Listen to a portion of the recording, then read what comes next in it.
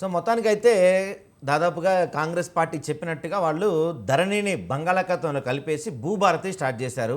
భూభారతి సేవలు దాదాపుగా అందుబాటులోకి వచ్చేసాయి. ఆన్లైన్ పోర్టల్ కూడా స్టార్ట్ అయింది. నిన్న పొంగులేటి గారు అఫీషియల్గా పోర్టల్ని కూడా లాంచ్ చేశారు.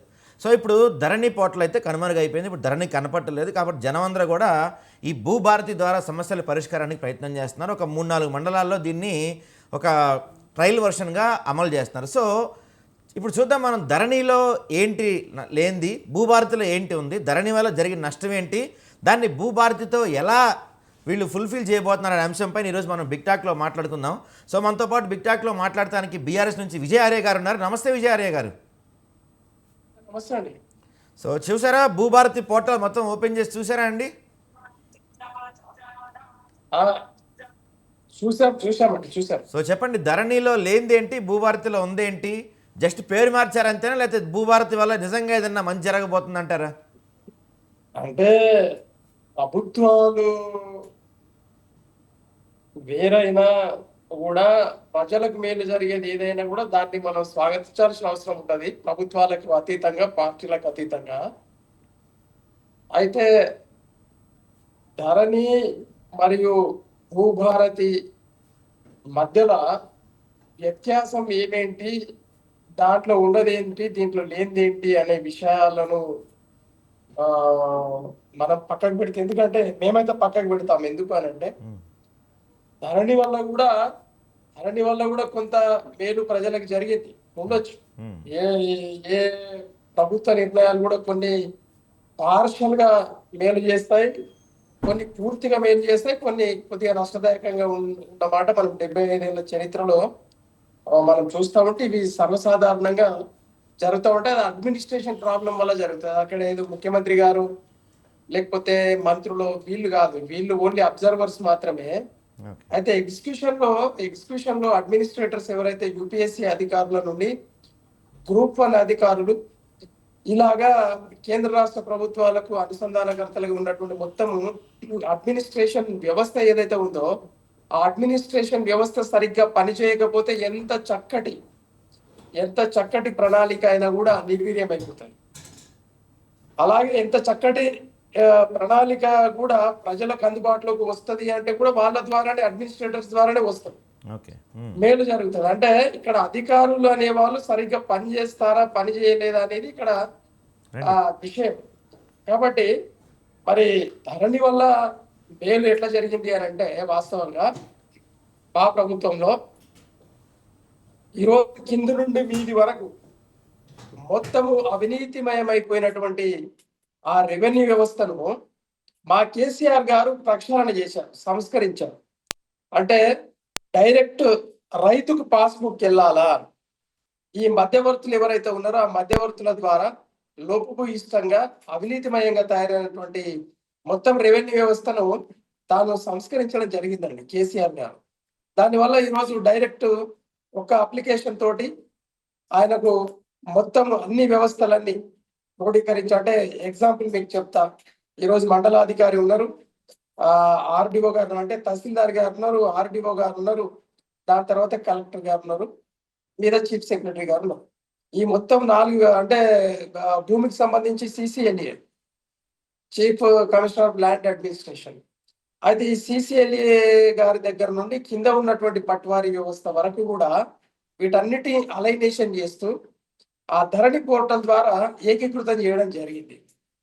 వాస్తవంగా కూడా కొన్ని సందర్భాలలో ప్రజలకు వచ్చినటువంటి ఏదైతే కష్టాలు ఉన్నాయో ఆ కష్టాలను మేము కమిటీలు వేసి అసలు ఎందుకోసము ఈ కష్టాలన్నీ ప్రజలకు వచ్చి పడ్డాయి అని మేము పరిశీలన చేస్తే తేలింది ఏంటి అని అంటే, వాస్తవంగా 2011 అంటే యూపీఏ 1 యూపీఏ 2 గవర్నమెంట్, అంటే యూపీఏ 2 రాజశేఖర రెడ్డి గారి గవర్నమెంట్ లో 2009 2010 ఆ మధ్యలో డిజిటలైజేషన్ జరిగింది. 2010లో కంప్యూటరీకరణ జరిగింది.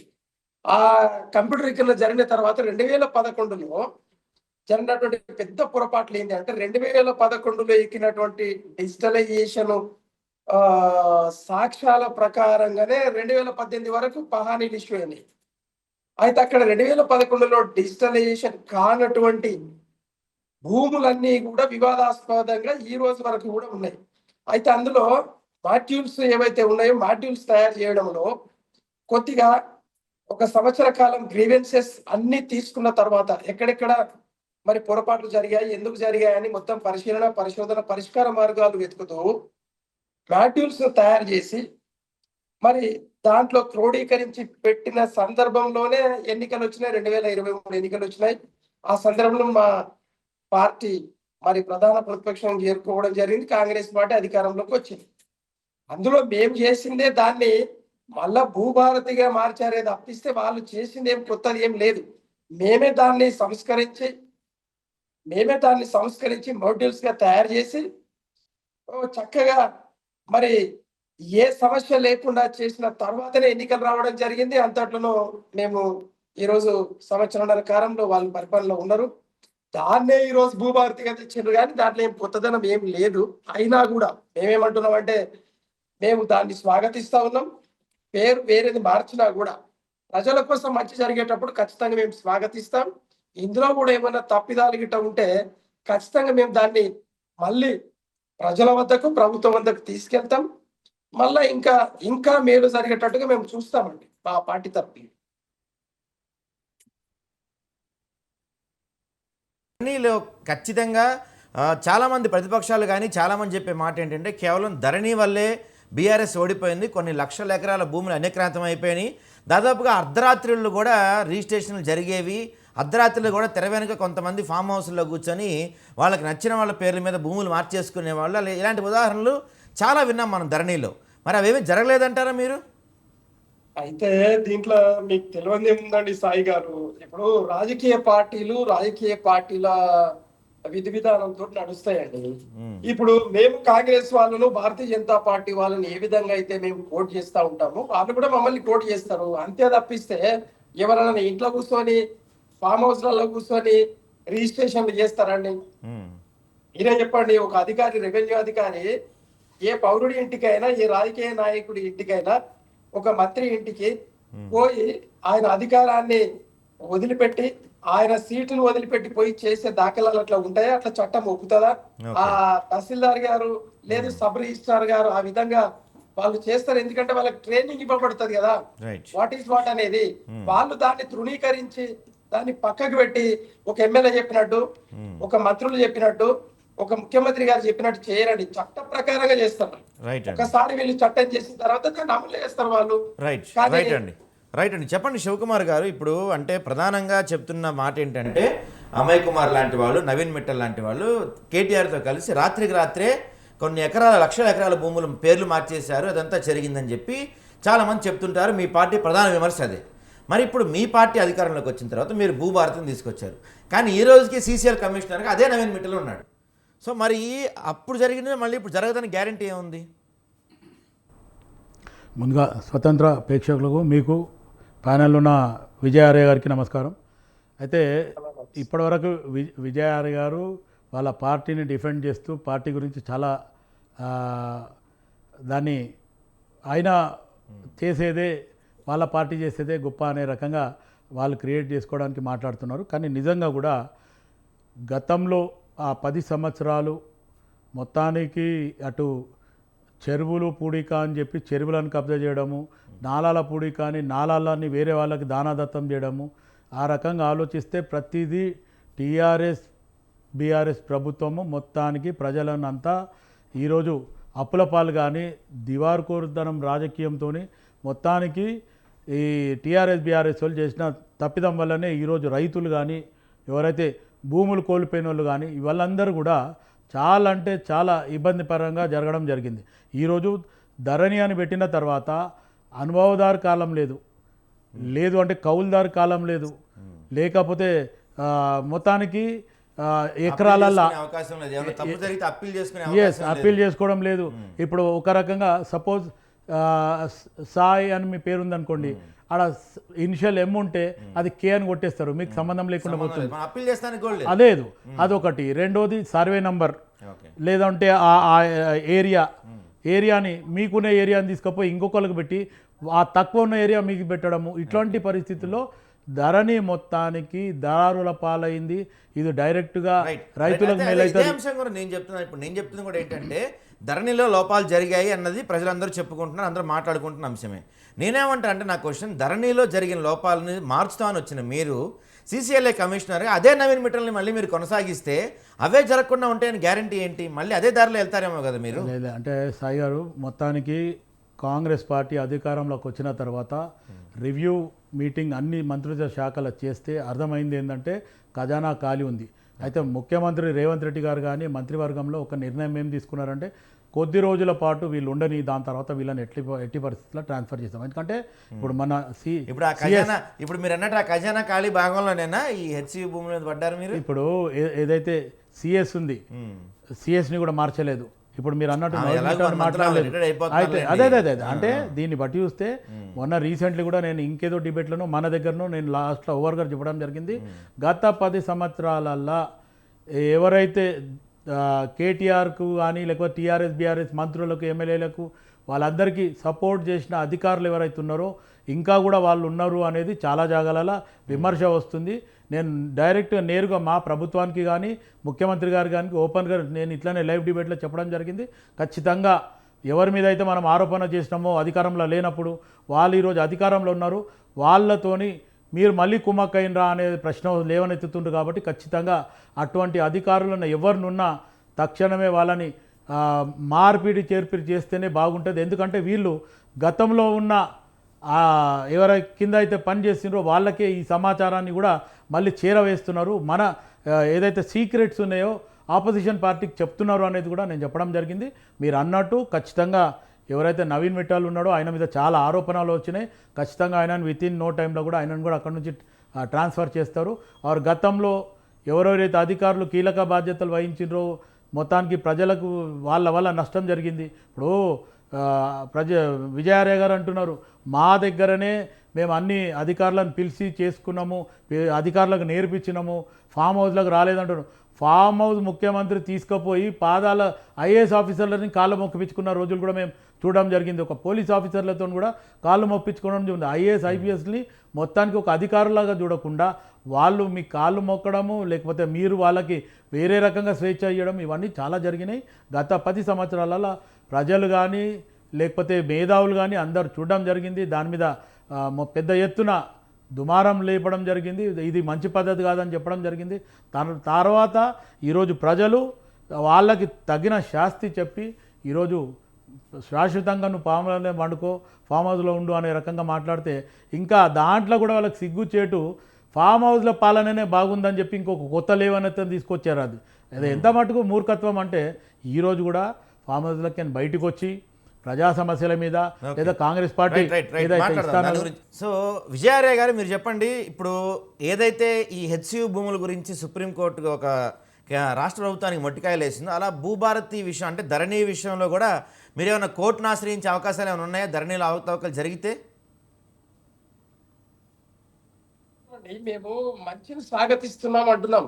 ఓకే, ఏ ప్రభుత్వం అయినా కానీ, కాంగ్రెస్ ప్రభుత్వం అయినా మా బీఆర్ఎస్ ప్రభుత్వం అయినా, మా ప్రభుత్వంలో ఒకవేళ ఏమైనా తప్పిదాలు జరిగి ఉంటే తప్పిదాలు చేయనటువంటి ప్రభుత్వాలు లేవు, ఇదే వాస్తవము. కాబట్టి తప్పిదాలు కూడా ఎందుకు జరుగుతాయంటే అడ్మినిస్ట్రేటర్స్ వల్ల జరుగుతాయి, రాజకీయ నాయకుల వల్ల జరగవు.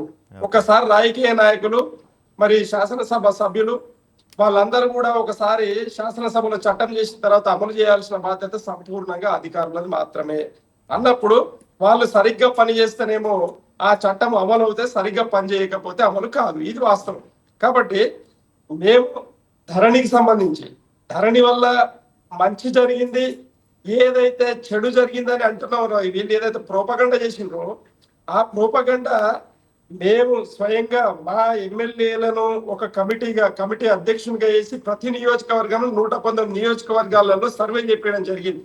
సర్వే చేయించిన తర్వాత గ్రీవెన్సెస్ ఎక్కడెక్కడ మిస్టేక్ జరిగాయి వాటిని బట్టి మోడ్యూల్స్ తయారు చేయడం జరిగింది. ఆ మాడ్యూల్స్ 33 మాడ్యూల్స్లలో దానికి మళ్ళీ ఇంతకుముందు ఇప్పుడు ఈ భూభారతిలో సంథింగ్ అని అంటారు కదా, భూభారతిలో పెట్టేది ఏంటి అని అంటే మేము ఆల్రెడీ సర్వే చేసిన తర్వాత సిసిఎల్ఏ చీఫ్ సెక్రటరీ గారి ద్వారా, కమిషనర్ గారి ద్వారా దాన్ని మొత్తము ఒక చట్టంగా తయారు చేసి మేము ఈ 2023 మూడవసారి ఎన్నికలలో మేము గెలిచి ఉంటే అది ఆల్రెడీ ధరణిలో అవి కరెక్షన్ చేయబడి ఉండేటి, ఎడిట్ చేయబడి ఉండేటి. సరే, ఎడిట్ చేసే క్రమంలో మా ప్రభుత్వం మరి పడిపోయింది కాబట్టి ఈరోజు మేము చేసినటువంటి రూపొందించినటువంటి చట్టాలనే ఆ కరెక్షన్స్ ని ఈ రోజు భూభారతిగా పెట్టారని మేము అంటున్నాం. కాబట్టి ఒకవేళ మన మిస్టేక్ జరిగితే మాత్రం ఖచ్చితంగా మేము కూడా కోర్టు దర్వాజా తట్టక తప్పదు కదండి ప్రజల కోసం.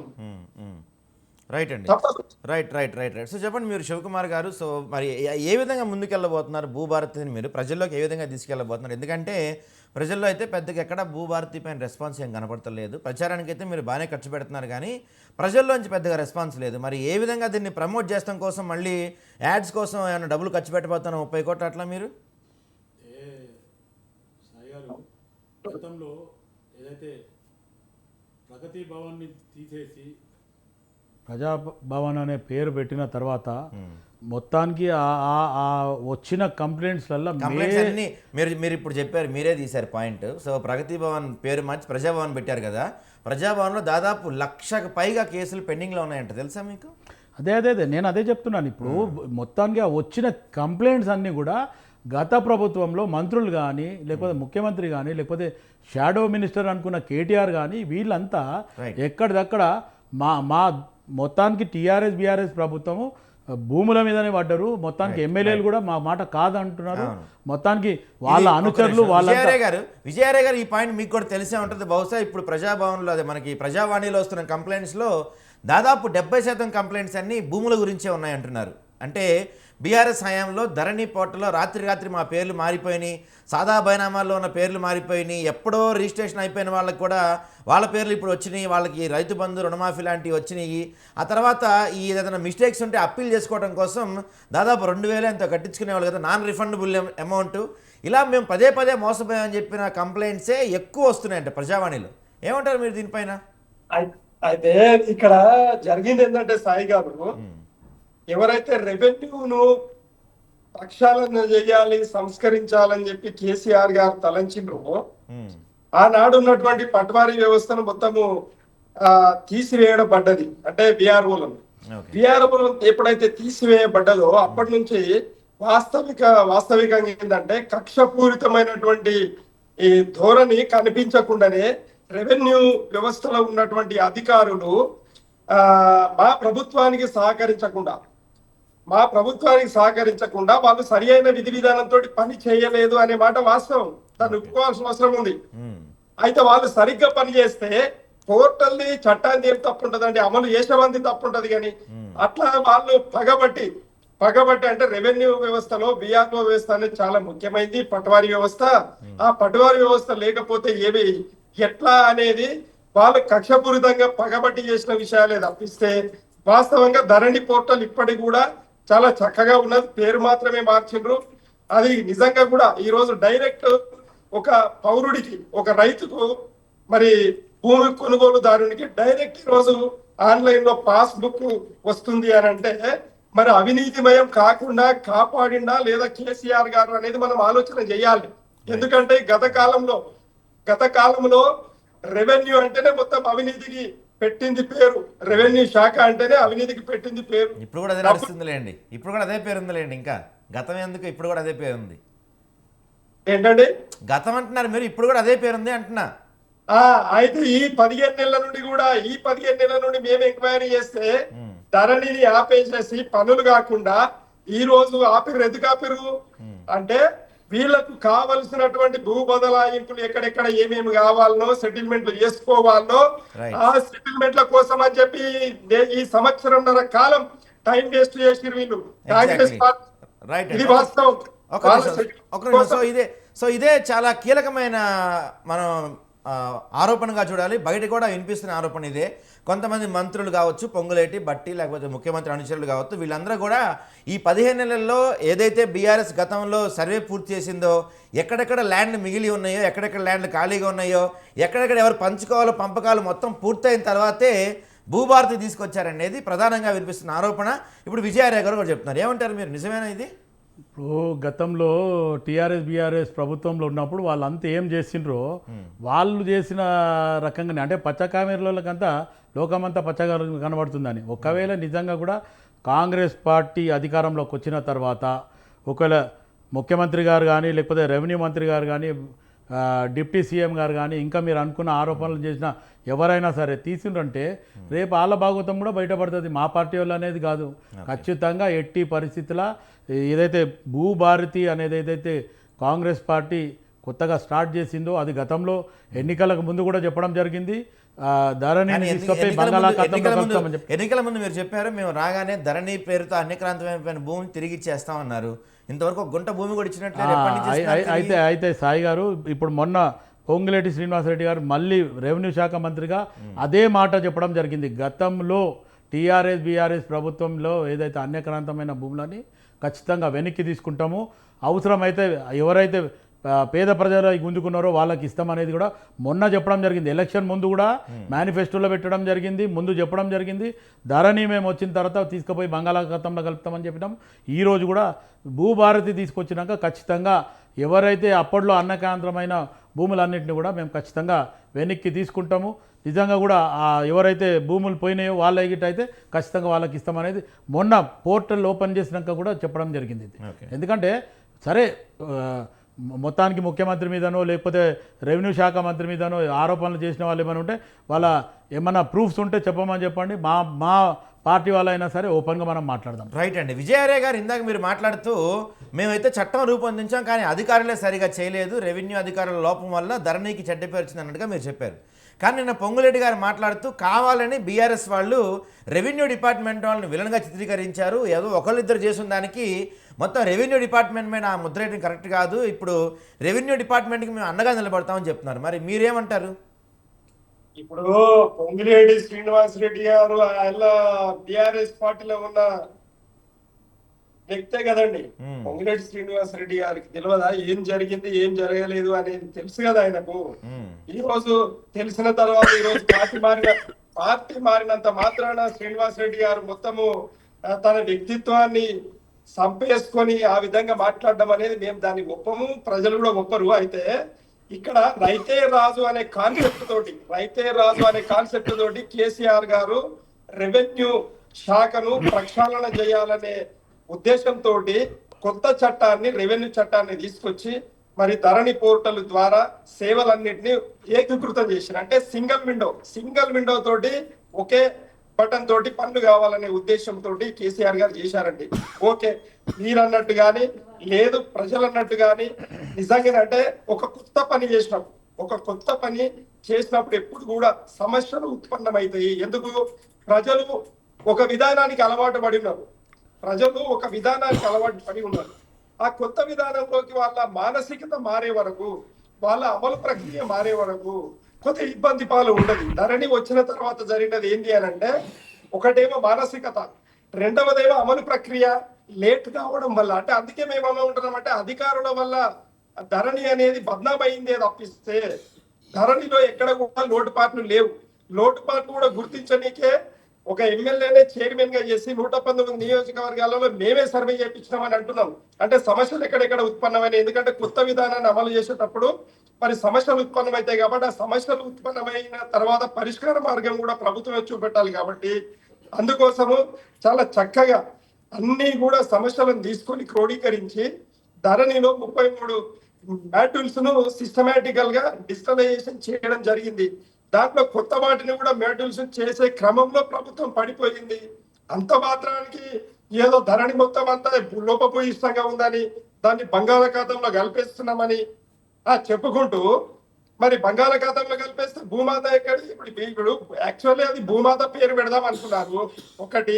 రెండవది భూభారత్ అనేది పెట్టినట్టు రేపు పొద్దుగల భారతీయ జనతా పార్టీ పార్టీ యొక్క టర్మినాలజీ దృష్టిలో పెట్టుకొని ఈరోజు భూభారతి అని పెట్టింది. ధరణి అన్నా ఒకటే, అవని అన్నా ఒకటే, భూమి అన్నా ఒకటే. ఈ పేర్లు పెట్టినంత మాత్రాన్ని ఏమైతుంది? దారిలో నేనేమంటున్నానంటే కేసీఆర్ గారి దారిలో మీరు నిజంగానే ఒక తెలంగాణ బిడ్డలుగా, తెలంగాణ స్వరాష్ట్రంలో పుట్టినటువంటి బిడ్డలుగా మీరు ప్రవర్తిస్తే ఖచ్చితంగా అది మేలు జరుగుతుంది. భూభారతి అయినా ధరణి అయినా మేలే ప్రజలకు ఎక్కడైతే పరిష్కార మార్గాలు ఉన్నాయి ఖచ్చితంగా చూపెట్టాల్సిన బాధ్యత ప్రభుత్వాల మీద ఉంటది. కాబట్టి ఈరోజు మనకు ఆనాడు హైదరాబాదు స్టేట్ గా ఉన్నప్పుడు మనకు రెవెన్యూ చట్టం 1950లో వచ్చింది. 1317 ఫస్ట్లీ అని 1317 act revenue Telangana lands act 1317 firstly అనేది ఆ చట్టానికి అనుసంధానం చేస్తూ కేసీఆర్ గారు కొత్త రెవెన్యూ చట్టాన్ని తెలంగాణ రాష్ట్రానికి సంబంధించినటువంటి భూములకు సంబంధించిన కొత్త చట్టాన్ని తీసుకొచ్చి దాన్ని ధరణి ద్వారా అమలుపరిచిన దాంట్లో లోపభూయిస్తున్నది ఎక్కడైతే ఉందో సమస్యలు ఎక్కడెక్కడ ఉన్నాయి చూసింది కూడా మేమే, తెలుసుకున్నది కూడా మేమే, పరిష్కార మార్గాలను చూపెట్టింది కూడా మేమే. కానీ అమలు వచ్చే వరకు ప్రభుత్వం మారింది కాబట్టి ఈరోజు భూభారతిగా మీరు దాని పేరును స్ప్రెడ్ చేసుకుంటూ మేమేదో కొత్తగా చేస్తున్నాం అన్నంత సినిమా మీరు చూపెడతా ఉన్నారు. మేమేమంటున్నామంటే సరే మేము ఏదైతే భూముల విషయంలో మేము నిజంగానే స్కాములు చేశామని మీరు అంటున్నారు కదా, వాస్తవంగా మీరు ప్రజల ముందు పెట్టండి. మేము చేసిన స్కామ్లు ఏమిటి వద్దని లేదు కదా. ఏ స్కాములు చేశాం?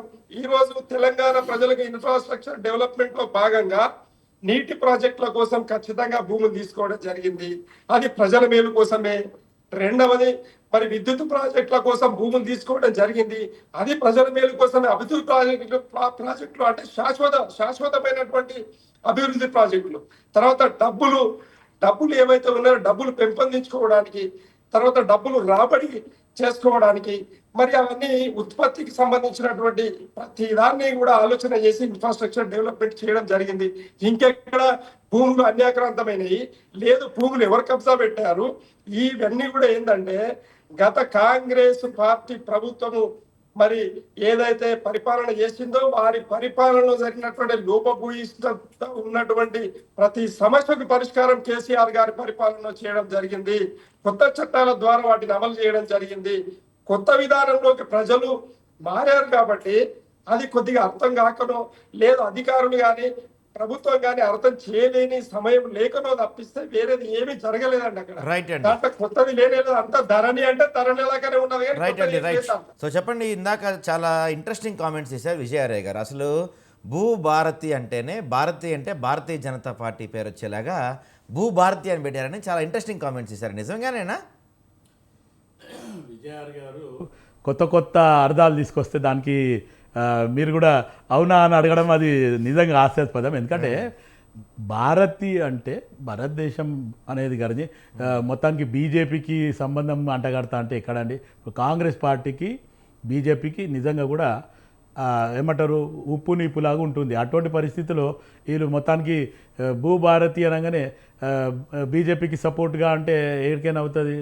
ఆల్రెడీ ఒకసారి కాంగ్రెస్ పార్టీకి కానీ ఇప్పుడు ఉన్న ప్రస్తుతం టీఆర్ఎస్ బీఆర్ఎస్ అటు బీజేపీ రెండు కూడా ఇంకా ఈ మధ్యన ఇంకేమన్నా అనుకుంటే బీజేపీకి బీఆర్ఎస్కి ఏదైనా లోపాయోపకారం ఉంది అంటే కూడా ఇప్పుడు కూడా ఆలోచించవచ్చు. గతంలో మనం ఎన్నో వినడం జరిగింది, కవితకు సెంట్రల్ మినిస్టర్ ఇస్తారు, కవిత వచ్చేస్తుంది, లేకపోతే జైలుకి రాగానే బీజేపీలో విలీనం అవుతామని, లేకపోతే కేటీఆర్ పోయి అమిత్ షాని కలిసేది వస్తే బండి సంజయ్ని తీసేసి కిషన్ రెడ్డిని పెట్టిండ్రు. ఇవన్నీ మనం చూసిన విషయాలు, కొత్తగా కాదు. వాళ్ళ పార్టీలో ఉన్న అప్పట్లో ఎవరైతే వివేక్ కానీ లేకపోతే కొండా విశ్వేశ్వరరెడ్డి కానీ బయటికి వచ్చి ఓపెన్గా చెప్పడం జరిగింది. ఈరోజు అపాయింట్మెంట్ మాకుంటే అపాయింట్మెంట్ లేని కేటీఆర్కి ఇమీడియట్గా అపాయింట్మెంట్ ఇచ్చిండ్రు. అపాయింట్మెంట్ ఇచ్చిన తర్వాత ఇమీడియట్గా జరిగేది ఏంటంటే బండి సంజయ్ పక్కన జరుగుతుండు, కిషన్ రెడ్డిని మళ్ళీ అధ్యక్షుని చేస్తున్నాను ఓపెన్గా బహిరంగంగా మీడియా ముందు వచ్చి మాట్లాడడం జరిగింది. అప్పుడు కాంగ్రెస్కు బీజేపీ ఎక్కడ పొందుతుంటుంది? ఈ మాట మాట్లాడితే ఇంకా వీళ్ళిద్దరు కలిసి కాంగ్రెస్ పార్టీని కూలదోస్తామనే రకంగా మాట్లాడడం జరిగింది. ఇప్పుడు కూడా అవసరమైతే అదే రకంగా మాట్లాడుతున్నారు. ఇంకోటి, అధికారం పోయి ఒక 15 మాసాలైనా 15 నెలలు అయిన తర్వాత కూడా వీళ్ళు ఇంకా మేమే అధికారంలో ఉన్నాము, మాదే చలామణి ఉంటుంది అనే రకంగా ఆలోచిస్తున్నారు. అందుకు ఆ ఉద్దేశపరంగానే నేను మీ లైవ్ డిబేట్లోనే చెప్పడం జరిగింది. ఎవరైతే గతంలో అవినీతి అధికారులు ఎవరైతే ఉన్నారో వాళ్ళని నిజంగా కూడా వాళ్ళ స్థానం చలనం ఖచ్చితంగా జరపాలి. వాళ్ళని జరిపినతేనే కాంగ్రెస్ పార్టీకి కూడా మరీ ఇటు విజయారయ్య గారు ఇంకెవరో ఇట్లాంటి దాని మీద మళ్ళీ మీరు ఎవరినైతే అధికారం మీద వీడు తప్పు చేసిండు లేకపోతే టీఆర్ఎస్ బీఆర్ఎస్కి సపోర్ట్ చేసిండు అన్నారు, మళ్ళీ మీరు అదే అధికారాన్ని పెట్టుకుంటారని మన మీద పాయింట్అవుట్ ఉండకుండా ఉంటుంది అనేది నేను మొత్తానికి చెప్పడం జరిగింది. ఎందుకంటే ఈ ఈ ఈ 15 మాసాలలో మొత్తానికి వాళ్ళని జరపడానికి కారణం ఏంటంటే, జరపకపోవడానికి కారణం ఏంటంటే ప్రభుత్వం ఎప్పటికప్పటికి ఖజానా ఖాళీ ఉంది. మొత్తానికి వీళ్ళందరూ ఉన్న పరంగా అందరినీ స్థానచలనం చేస్తే రేపటి దినం జరిగింది ఏంటి? ఇప్పుడు ఇంకోటి ముఖ్యమంత్రి గారు ఓపెన్గా చెప్పడం జరిగింది, వీళ్ళని అక్కడనే పెట్టి గత ప్రభుత్వంలో వీళ్ళు ఏమేమి చేసిండ్రు, వీళ్ళ తప్పులు ఏంది, వాళ్ళు చేసింది. ఇప్పుడు ఫోన్ ట్యాపింగ్ గురించి ఆలోచిస్తే ఈరోజు స్పెషల్గా జరిగింది ఏంటండి? ఫోన్ ట్యాపింగ్, ఇప్పుడు మీరు అన్నట్టు ఫోన్ ట్యాపింగ్ కావచ్చు, కాళేశ్వరం కావచ్చు, ఎఫ్ఎన్ రేస్ కావచ్చు, కాకతీయ కమిషన్ ఈ బోల్డ్ కేసులు ఉన్నాయి కదా, మీరు 15 నెలల నుంచి ఒక్కదాన్ని కూడా కనీసం ఎఫ్ఐఆర్ కూడా ఫైల్ చేయలేకపోయారు కదా మీరు దాని మీద ఆల్రెడీ అధికారులు జరుగుతుంది. ఏదైతే చట్టం దానిపైన అది చేసుకుపోతుంది. ఖచ్చితంగా వన్ ఫైన్ డే గతంలో ఎలా అయితే లిక్కర్ కేసులో బీఆర్ఎస్ని అరెస్ట్ చేయపోయేసరికి, కవిత గారిని అరెస్ట్ చేయపోయేసరికి బీజేపీ బీఆర్ఎస్ అని చెప్పి మీరు పెద్ద ఎత్తున విమర్శలు చేసిన మీరు, మరి ఇప్పుడు ఎఫ్ఎన్ రేసు, మొన్న జన్వాడ ఫామ్ హౌస్ కేసు, తర్వాత ఈ ఫోన్ ట్యాపింగ్ కేసు, తర్వాత కాళేశ్వరం కేసు, ఇన్ని కేసులు ఉండగా మీరు ఎందుకు చర్యలు తీసుకోవట్లే? అంటే బీఆర్ఎస్ మీరు కలిసిపోయారు అనుకోవచ్చా ఇప్పుడు మనం? ఖచ్చితంగా రేపు ఫోన్ ట్యాపింగ్ కేసు కీలక దశకు వచ్చింది. కేసీఆర్ కానీ హరీష్ రావు కానీ వీళ్ళ పోతున్నారు. ప్లస్ ఈ ఫార్ములా కార్ రేస్లో కేటీఆర్ ఖచ్చితంగా పోతుండే. ఆల్రెడీ కవిత అయితే లిక్కర్ కేసులో కేసు వచ్చింది. మళ్ళీ కేరళ నుంచి ఆమెకి ఇంకో కేసు కూడా స్టార్ట్ అయింది. రేపు బహుశా ఆమెది ఇంకేమవుతుంది. ఇక మిగతా ఇంకా మొత్తానికి పార్టీలో ఉన్నోళ్ళు, ప్లస్ గొర్రెలు బర్రెల స్కామ్, ఈ రకంగా చాలా ఉన్నాయి. అన్నీ కూడా ఖచ్చితంగా దానిపైన అది చేసుకుంటూ పోతుంది. వీళ్ళందరూ ఏమనుకుంటున్నారంటే ఎక్కడో లోపాయి ఒప్పందకారం ఉంటే ఈరోజు ప్రజలు కూడా వినరు, లేకపోతే Congress party second line leadership వినరు. ఇంకోటి అది మెయిన్గా హైకమాండ్ కూడా వినే స్థాయిలో లేదు ఈరోజు. హైకమాండ్ ఎప్పటికప్పుడు ఏం జరుగుతుందనే దాని మీద ఒక పర్యవేక్షణ జరుగుతుంది. దానికి ఎవరైతే ఏఐసిసి ఇన్ఛార్జ్ ఉండేనో ఆమెను మార్చి మళ్ళీ కొత్త ఇన్ఛార్జిని వేయడం జరిగింది. కొత్త ఇన్ఛార్జ్ కంట్రోల్లో ప్రతి విషయం జరుగుతుంది. ఇప్పుడు ఈరోజు ఈడీ విషయంలో కూడా కాంగ్రెస్ పార్టీ ధర్నా చేయడం జరిగింది. ఇప్పుడు ఒకవేళ బీజేపీ సోనియా గాంధీ గారి మీద, రాహుల్ గాంధీ మీద A1 A2 చేసి, అటు రాబర్ట్ వడోరా మీద ఒక కేసు పెట్టి వీళ్ళని A1 A2 చేసిండ్రు. కాబట్టి ఖచ్చితంగా కాంగ్రెస్ పార్టీ ఈరోజు రోడ్ల మీదకి వచ్చి ఖచ్చితంగా ధర్నాలు చేయడం జరిగింది. బీజేపీకి కాంగ్రెస్ పార్టీకి ఎక్కడ దాంట్లో సంబంధం? బీజేపీ నిజంగా కూడా కాంగ్రెస్ పార్టీ రాష్ట్రంలో అధికారంలో ఉంది. మనకు రావాల్సిన వాటా కానీ, లేకపోతే విభజన హామీ చట్టం కింద ఉన్నాయి కానీ, అవి ఏమున్నా ఖచ్చితంగా మర్యాదపూర్వకంగా అడగడమే. గతంలో టీఆర్ఎస్ బీఆర్ఎస్ చేసినట్టు ప్రోటోకాల్ పాటించకుండా ఏం చేయం. ప్రోటోకాల్ పాటించేదే, తప్పు చేస్తే మటుకు నిలదీసేదే, ధర్నాలు చేసేదే, మొత్తానికి రాస్తారోకులు చేసేదే. ఖచ్చితంగా బీజేపీ పార్టీని ఎట్లా ఎదుర్కోవాలో అట్లా ఎదుర్కొంటాం. రైట్. సో ఇందాక ఇంకో కీలక అంశం, ఇంకో మెయిన్ పాయింట్ విజయరాయ్ గారు చేసింది ఏంటంటే, భూభారతిలో కొత్తగా ఏం లేదు. ధరణిలో 33 మాడ్యూల్స్ ఉంటే మీరు మహా అయితే 6 మాడ్యూల్స్ చేశారు. అంతకుమించి భూభారతిలో చెప్పుకోవడానికి ఏం లేదు. ధరణినే కొంచెం పేరు మార్చారు తప్ప పెద్దగా దినాలు ఏం ఉపయోగం లేదు అంటున్నారు. ఏమంటారు మీరు? ఇప్పుడు ఒకటేమంటండి, అట్లా చెప్పుకుంటా పోతే మా రాజశేఖర రెడ్డి గారు చేసిందే వీళ్ళు గతంలో చేసిండ్రు. అర్థమైందా? ఆ రకంగా ఇప్పుడు భూభారతిలో మార్పులు చేర్పులు చేయడం జరిగింది. గతంలో వీళ్ళు అనుభవదారు కాలం లేదు. పట్టేదారు పాస్బుక్లా ఇప్పుడు విజయార్య గారే అన్నారు, మొత్తం ఆ పాస్బుక్ చాలా డిజైనింగ్ చేసినాం, అదే దాని మీద పాస్ బుక్ మీద కూడా ఎంతో కుంభకోణం జరిగింది అనేది అప్పట్లో ఉన్న చర్చ. ఈరోజు ప్రతి దగ్గర వీళ్ళు కమిషన్లతోనే తెలంగాణ రాష్ట్రాన్ని నడపడం జరిగింది. వీళ్ళ కమిషన్ గురించి ఈరోజు కాళేశ్వరం అన్నారు. కాళేశ్వరం మొన్న గతంలో జరిగింది, ఏమైంది దాంతో అంతు? ఈరోజు ప్రజల మీద భారం కాదా అది? కాళేశ్వరంలో వచ్చే నీళ్ళ కంటే కరెంటు బిల్లే తడిపి మోపడవుతుంది అనేది ఖచ్చితంగా అప్పటి నుంచి చెప్పడం జరిగింది. ఇవాళ కొత్తగా ఏం చెప్తలేం మనం. ఆల్రెడీ బాహుబలి మోటార్స్ ఏమైనాయి? ఇప్పుడు వీళ్ళేమో ఎల్ఎన్టీ గురించి చెప్తారు, ఎల్ఎన్టీ ఏమో మాకు సంబంధం లేదు, అన్ని అగ్రిమెంట్స్ అయిపోయినాకనే మరి మీరు కూడా దానిపై చర్యలు తీసుకోలేకపోతున్నారు. సాగుతుంది 15 నెలల నుంచి సీరియల్ సాగుతుంది. సాయి గారు 15 నెలల నుంచి కాంగ్రెస్ పార్టీ అధికారంలోకి వచ్చినాక చూస్తే మొత్తానికి టీఆర్ఎస్ బీఆర్ఎస్ చేసిపోయిన విధ్వంసంని సరిచేయడానికే టైం పడుతుంది. ఖచ్చితంగా ఏదో కాంగ్రెస్ పార్టీ డిలే చేస్తలేదు, ఎప్పటికప్పుడు అనుకున్నాం. ఇప్పుడు మొన్న సన్నబియ్యం స్టార్ట్ చేసినాం, సన్నబియ్యం పంపిణీ జరుగుతుంది కదా. రైట్ అండి, రైట్. సో మొత్తానికి శివకుమార్ గారు ఏమంటారంటే, విజయారాయ్ గారు దాదాపుగా బీఆర్ఎస్ పార్టీలో పెద్దలందరూ ఎవరైతే కేటీఆర్, కవిత, హరీష్ రావు వీళ్ళందరూ కూడా మొత్తం ఏదో కేసులో జైలుకి వెళ్ళబోతున్నారు అతి త్వరలోనే అని చెప్తున్నారు. ఏమంటారు మీరు? ఇప్పుడు మీరు జైలుకు పంపమని చెప్పి మేము మొదటి రోజు నుండి చెప్తున్నాం. మరి ఎందుకు పంపుతలేరండి? వీళ్ళు పంపాలి కదా. అంటే వీళ్ళకు నేనేమంటున్నా అంటే, అడవుల నరికివేతల ప్రభుత్వం అంటే ఇది నరికివేతల ప్రభుత్వం. ఉమ్, ప్రజల గృహాలను కూల్చేసిన ప్రభుత్వం అంటే ఇది కూల్చివేతల ప్రభుత్వం. ఓకే. ఇది 420 హామీలు ఇచ్చి 6 గ్యారంటీల దగ్గరనే సగం గ్యారంటీలు ఇచ్చి ఆగిపోయినటువంటి మాట తప్పిన ప్రభుత్వం ఇది. అంటే మాట ఇచ్చింది, హామీలు ఇచ్చింది, కానీ నిలబెట్టుకోలేదు. అలా ఇప్పుడు మడమ తిప్పిన ప్రభుత్వం అంటే ఇక మా పని అయిపోయింది భయ్, ఇక మేము గింతే, ఇక ఎట్లయినా ఇంకా 3.5 ఏళ్ళు ఇక ఇట్లనే గడుపుతాము అన్నట్టు వీళ్ళు సినిమా చూపెడతా ఉన్నారు. కానీ మీరు వాస్తవంగా యాజ్ అ జర్నలిస్ట్ గా ఏ ప్రభుత్వం అయితే ఏ కసితోటి మా మీద అయితే గెలిచిండ్రో ఆ కసి ఇప్పుడు కనిపిస్తుందా మీరు చెప్పండి. మీరు పనితనంలో చూపెట్టాలి కదా, అడ్మినిస్ట్రేషన్ లో చూపెట్టాలి కదా, ఎక్కడ చేస్తా ఉన్నారు, ఏ పనులు చేస్తా ఉన్నారు చెప్పండి. వీళ్ళ దగ్గర వాస్తవంగా అండి ప్రణాళిక లేదు. ప్రణాళికబద్ధమైనటువంటి ప్రభుత్వం ఉంటే రోజు ఒక నూతన వరవడితోటి అభివృద్ధి చెందుతూ ఉంటది రాష్ట్రం. మేము ఏదైతే 10 సంవత్సరాలలో అంటే 60 సంవత్సరాలది 10 సంవత్సరాలలో చేసి చూపెట్టినాం. మేము 9.5 సంవత్సరాల పరిపాలనలో ఒక 3 ఏళ్ళు కూడా తీసేస్తాయి. 60 సంవత్సరాలది 6 సంవత్సరాలలో అభివృద్ధి చేసి చూపెట్టినాం మేము కేసీఆర్ గారి పరిపాలన.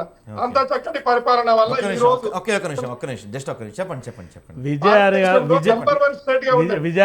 స్టేట్ అయ్యింది. ఈ నంబర్ 1 స్టేట్ ను ఈ రోజు వీళ్ళు ఏం చేస్తున్నారంటే తిరోగమనం అంటే గత కాలంలో కాంగ్రెస్ పార్టీ చేసినటువంటి మొత్తం నష్టదాయకమైనటువంటి ఏవైతే కార్యక్రమాలు ఉన్నాయో విజయారయ్య గారు కంగ్రాచులేషన్, చాలా మంచి మాట మాట్లాడిండ్రు. 60 ఏళ్ళల్లో కాంగ్రెస్ పార్టీ చేయనంత విధ్వంసం 6 సంవత్సరాలలో మేము చేసేసినాము. కాంగ్రెస్ పార్టీని మొత్తం పక్కన పెట్టేసి మేము 6 సంవత్సరాలనే మొత్తం తెలంగాణను దోచుకున్నాము. మిగులు బడ్జెట్ రాష్ట్రంలో ఈరోజు మేము దోచుకున్నాం అనేది మీరు ఒప్పుకున్నారు. Thank you.